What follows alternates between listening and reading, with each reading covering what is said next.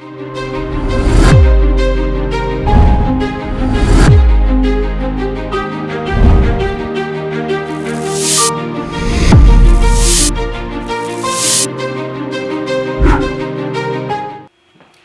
everyone again. So we're gonna do a part 2 of the video, Forgiveness Matters, okay? So, because we had a lot of other things that we wanted to disclose in this process, and so we don't want some of the very valuable details to be left out. We want that forgiveness to happen. We want it to be a stepping stone and not a stumbling block to you. So this is why we're bringing it back up. And not to mention, we have a world full of people that are battling with unforgiveness. So it would not hurt to have a part 2 of forgiveness.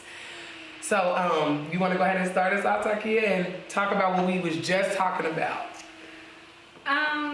I think it's important in general, or especially with people of God and like people in the church, that we be mindful of what comes out of our mouths and comes off of our tongues, because a lot of the times we could offend people without them even knowing and without us even knowing, because of the way we may say something. And it's kind of like when everybody says it's not what you say, it's how you say it. There can be a lot of things that you have maybe been used to saying around your family or your friends, but somebody new coming up to you or you coming up to them and you not knowing their personality and them not knowing yours, you can fly off at the tongue and say something that if you would have said it to one of your friends or your family members, they would have been like, oh, that's just how she talks, or like they knew what you meant by it. But somebody coming in that doesn't know you, they could really take offense to that and may not always have the courage to tell you right away that they took offense to it. But you also could have, you have to know your audience, or like who you're dealing with at the time, and just take a little bit more time to think before you say things, and it could help the situation a lot more before it turns into something that could have been easily avoided. And I was telling Takia, of course, not to make excuses, but I was telling her how God has given me a lot of people, or my audience, the audience that I have is a little bit more bold. They want you to shoot straight. Don't, I remember falling into temptation, falling into sin, and one of the sisters was trying to warn me. And as she was warning me, she was trying to warn me. I don't feel like I ever got a warning out of it, right? Because it was all over the place. Like, it was like birds of a feather flock together and all of these other condemning messages, but it was all in one. And so I was having a hard time focusing on the message because I had become offended. I'm like, if you're gonna tell me something, don't automatically assume that what I'm doing or what I'm about to do is something that I am. Because no, I may have just fallen into the sin or the act of the sin unbeknownst to myself.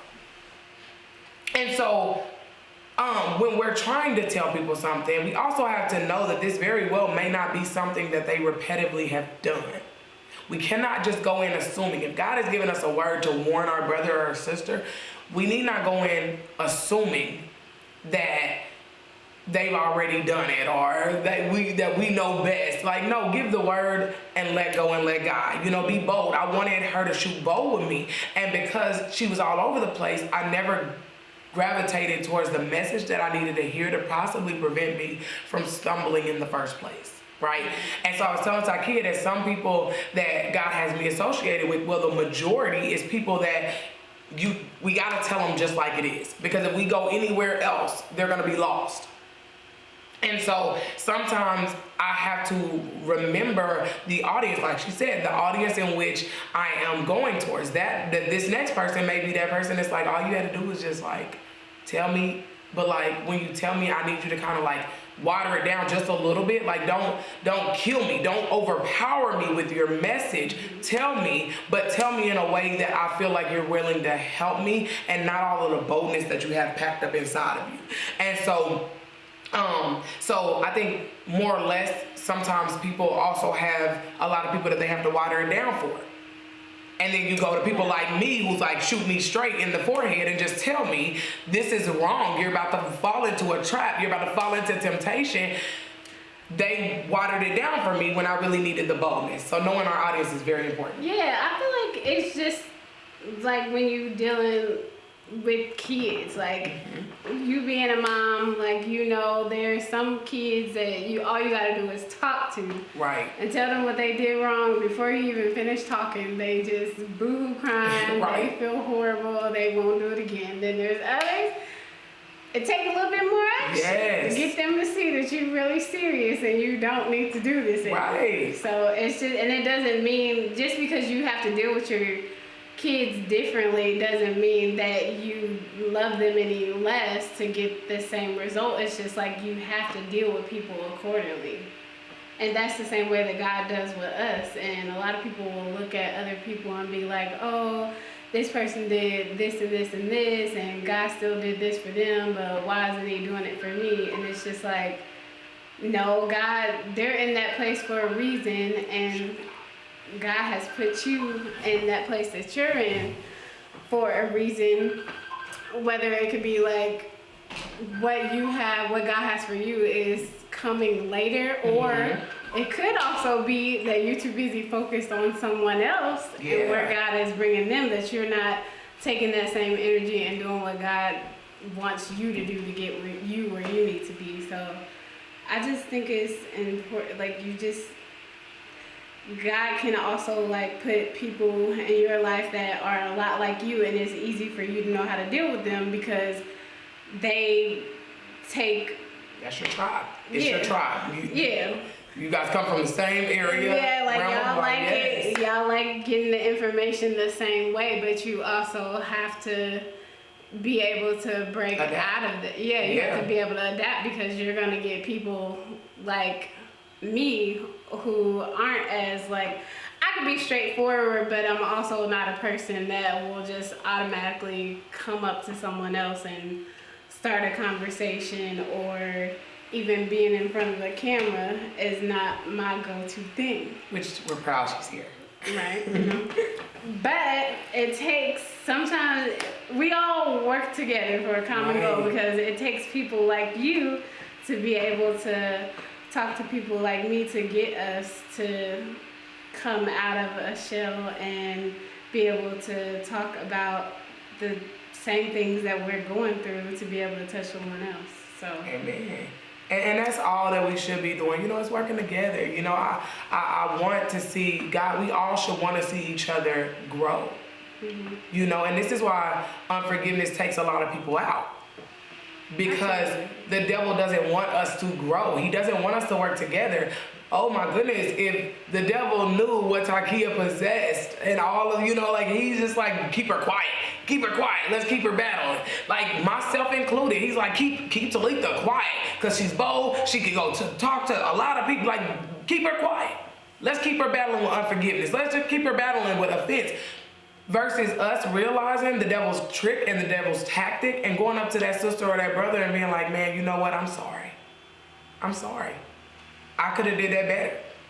And like I was telling Takia, I still work on making sure I'm delivering the right way to different audiences. I'm still working on that because I'm so used to delivering to hardheads, to people that is like, I'm trying, like I'm really a victorious individual, and you gotta really like get up in there and be like, girl, you better snap out of it, you know. And it's like that audience is not always everyone though. And so like it may just be very well that it's 75 hardheads in the room, but then you're gonna find 5 or 6 people that's like, I wanna do better. I'm just stuck in this rut for right now. And I want to get up, but I just want somebody that'll love me compassionately as I get up. You know, I want somebody that'll be a little easy with me. You know, I'm fragile, I'm broken. You know, I need you to be a little, and here I am, one of the lion of the tribe of Judah. I'm over here like, let me run up after him and just be like, bear hug, you know. Like, no way. So it's a constant working that is happening, and I thank God, you know, for even Takia expressing that, because I have to consider that. Now, even though this is her message for like, you know, a broad audience, people that take responsibility or is kind of singling themselves out and it's like, maybe that's something that I should work harder on. Yeah. So I thank you for expressing that. And then also we wanted to talk about or when you're trying to apologize to somebody. Some people apologize once, right? And they feel like one time is enough. So imagine this. If I shot someone, and right after I shot him, I ran up to him and I'm like, I'm so sorry. I'm so sorry. In their mind, they're hearing you're sorry, but they haven't internalized that. They still have to go through the processes of surgery, of getting in the ambulance, hoping and praying that they don't die. Then after they get out of the hospital, maybe they got a blood transfusion, all of this other stuff, all of these things to save their lives. Then they get out of the hospital and they have to deal with that pain of the wound closing in every single day. Mm-hmm. And so imagine you call them every single day throughout all of the healing process and apologize to them. Every time they feel the ache and the pain of that. They're going to think of you. Exactly. They're going to think of that hurt that you caused them. And some people are like, one apology is enough. But one apology was in the midst of their hurt. One apology, they didn't even get to see the end result of their pain. Mm-hmm. So sometimes that one apology is not enough. And so, like I said, even if you call every single day, their wound is steadily becoming a scar. Every day, another layer of their skin is building back up. And because the layer is building back up, it aches and it itches as it comes and closes. It's healing, but it takes time. Exactly. And so do not be afraid to apologize to someone that you hurt years ago. Because for all you know, their healing process just stopped. So when you apologize to them, understand. I want you to understand it in that form. They may not have been ready to receive it because their pain was not yet over. So when you come to them, imagine coming to somebody when their pain is still healing and be like, I said I'm sorry. Oh my goodness, how long are you gonna hold it over my head? Well, as long as I'm healing. As long as I feel the pain of what you did to me. You don't know what it's like to go up in there, get a blood transfusion, tell them that they can't take the bullet out, so I have to suffer with this bullet for the rest of my life. You don't know what it's like for them to rush past all of these people trying to get me to a cold blue. You don't understand what it's like for you to be at home and have nobody to come and assist you while you sit here and struggle to the bathroom and struggle to take a shower. You don't understand what it feels like. But yet you have the nerve to have an attitude with me as if I am the reason that you did it. So now instead of them forgiving you, now you became more of on their hit list. So be gentle with your apology every time you apologize, because every time you apologize, they very well may be in a place to receive it. But at least they know that you truly are sorry. A person that apologizes and apologizes and apologizes, you're constantly reminding them that I love you and that whatever I did to you, I truly am sorry. So when that person is done healing and they finally accept that last apology and then they begin to treat you like the old person that you was and like you go back to the old relationship and all of that other stuff, now your apology meant something. Why? Because you was persistent. You knew that you needed their forgiveness. And you knew that one day they would be in a place to forgive you.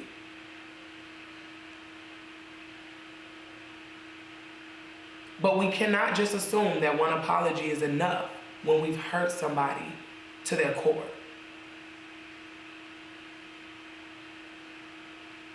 Every day they're feeling the pain of what you've done.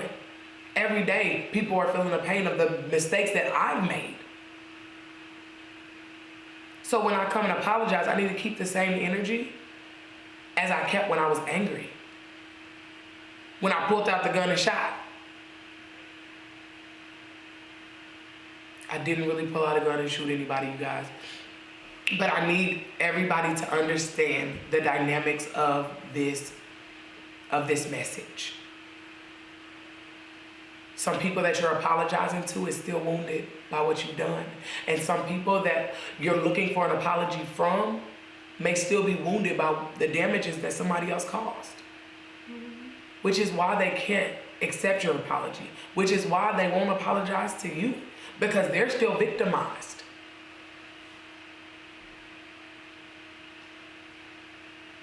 I pray today that whomever does get the courage to apologize for their hurt and their pain, that they go in with a heart that the person very well may still be wounded. But they still deserve to hear that you're sorry. It doesn't take away from what you've done. They deserve to hear that. Sometimes that's all some people are waiting on, is just to know that you come to them from a genuine place to apologize, because honesty is very important. Like, that's like a big pet peeve to me when I feel like somebody's only coming to apologize because they know they did something wrong, but they're too prideful to admit it, or they try to turn it around on you. Like, I'm gonna give you this apology because I feel like you're being sensitive in a way or something like that. But it's like, no, you need to apologize, and you need to know what you're apologizing for and acknowledge that. Because if you're not doing it genuinely, like, in my mind, I'm like, you could just keep that. Right. Like, why'd you even come up Right. with it? Because it didn't fix anything. It just made it worse because you still don't care about my feelings. Right. And that's me with my husband. I always tell my husband always apologizes for stuff that he does again. And I'm like, doing this stuff you have to apologize for later. Exactly. And me personally, I'm like, you're apologizing to shut me up, and not because you're actually sorry. Because if you was actually sorry, we wouldn't have to discuss this. But what happens is when you apologize just to shut somebody up, just be quiet. Okay, you apologize just to shut them up. What happens is when you do it again, they're that much angrier. Because we've already discussed this. I've already told you how it hurts me, how it frustrates me, and you're doing it again. When you tell me you don't like something and I apologize for it, do I do the same thing tomorrow?